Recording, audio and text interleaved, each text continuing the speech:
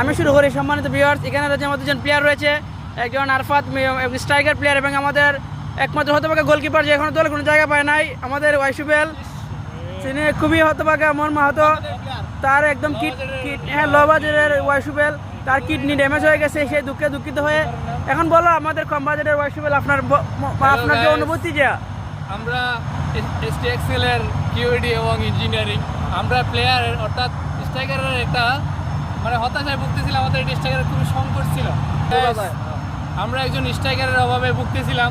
অতঃপর আমরা জরুরি ভিত্তিতে ইমার্জেন্সি আমরা মঙ্গল গ্রহ থেকে একজন স্ট্রাইকার নিয়ে এসেছি, যিনি হাইটে যেমনই হোক, এলিয়ানের মতো হোক, সমস্যা নাই, কিন্তু উনার ঘোড়ার মতো পা এবং হাতির মতো বুক এবং প্রথম ফ্লাইট আসলে আর্জেন্টিনা।